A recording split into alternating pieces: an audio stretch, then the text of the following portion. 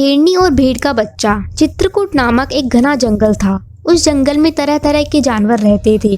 जंगल में एक शेर व शेरनी का जोड़ा भी रहता था।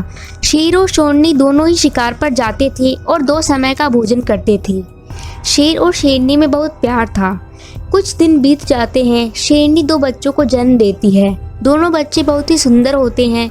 शेर भी यह देखकर बहुत प्रसन्न होता है।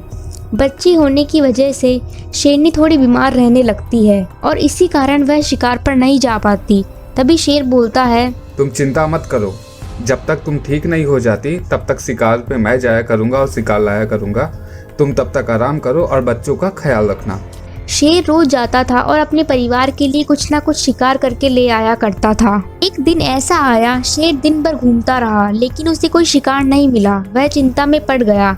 वह जैसे ही थोड़ा आगे गया उसे एक भेड़ का बच्चा मिलता है, लेकिन वह भेड़ के बच्चे का शिकार नहीं करता है और मन ही मन सोचता है, ना जाने क्यों पहली बार किसी शिकार को देखकर मेरा मन नहीं कर रहा कि इसका मैं शिकार करूं। कितना मासूम बच्चा है ये। भेड़ का बच्चा अकेला था। शेर यह सोचकर उससे बच्चे को अपने परिवार के पास ले जाता है और शेरनी के पास जाकर वह बोलता है, आज मैं पूरा दिन जंगल में भटका लेकिन मुझे कोई शिकार नहीं मिला। यह भेड़ का बच्चा था लेकिन इसकी मासूमियत देखकर शिकार करने का मन नहीं हुआ। तुम देख लो, अगर तुम इसका शिकार करना चाहती हो तो कर लो। तभी शेरनी शेर से बोलती है, नहीं, जब आपने ही शिकार नहीं किया तो मैं कैसे कर लूं? यह सच में बहुत मासूम है। अब मैं इसको अपने बच्चे की तरह पालूंगी। आज से यह मेरा तीसरा बच्चा है। शेरनी भेड़ के बच्चे को भी अपने बच्चे के समान पालने लगती है। भेड़ के बच्चे को भी कभी भी महसूस नहीं होने दिया कि वह किसी दूसरी प्रजाति का है। भेड़ का बच्चा शेरनी के दोनों बच्चों के साथ खेलता था। धीरे धीरे दिन बीतने लगे। शेरनी और भेड़ का बच्चा साथ साथ बड़े हो गए।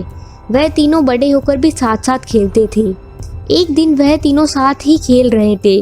तभी वहां से एक हाथी गुजर रहा था। हाथी को देखकर शेर के दोनों बच्चे बोले, चलो चलो इस हाथी का शिकार करते हैं, बहुत मजा आएगा। तभी भेड़ का बच्चा बोलता है उनसे, तुम लोग पागल हो क्या? हाथी हमारा दुश्मन है। हमें हाथी से पंगा नहीं लेना चाहिए। वह हमें अपने पैरों से कुचल देगा। भी शेर के बच्चे बोलते हैं, तुम यह क्या कह रहे हो? तुम हमारे साथ रह के भी इतने डरपोक हो। भेड़ के बच्चे को इस बात का बुरा लग गया और उन तीनों के बीच में लड़ाई हो गई। वह तीनों शेरनी के पास गए और शेरनी के बच्चों ने भेड़ के बच्चे की शिकायत की। शेरनी ने तीनों बच्चों को समझाया कि लड़ाई नहीं करनी चाहिए। तभी भेड़ का बच्चा बोला, लेकिन मैंने इनको कुछ गलत नहीं बोला, मैंने तो बिल्कुल सही किया था। तभी शेरनी उसे थोड़ी देर के लिए अकेले में ले जाती है और बोलती है, तुम्हें अपने भाइयों से ऐसे बात नहीं करनी चाहिए थी। लेकिन भेड़ का बच्चा यह सुनकर गुस्सा हो जाता है। तभी शेरनी मन ही मन सोचती है, अब मुझे इसे सब सच बताना ही होगा। मेरे बच्चे भी अब बड़े हो गए हैं, कहीं वे कभी भी इसका शिकार ना कर ले। इतने दिन तो छोटे थे, पर अब बात अलग है। शेरनी भेड़ के बच्चे को सारा सच बता देती है कि वह मासूम था, इसीलिए उसे पाला गया। भेड़ का बच्चा यह सुनकर बहुत दुखी हो जाता है और वहाँ से चला जाता है और भेड़ की कबीले की तलाश में घूमता रहता है। तो दोस्तों, हमें हमेशा अपनी बराबरी वाले लोगों के साथ ही रहना चाहिए। अगर हम अपने बराबरी वाले लोगों के साथ नहीं रहेंगे तो हमें कष्ट उठाना पड़ेगा।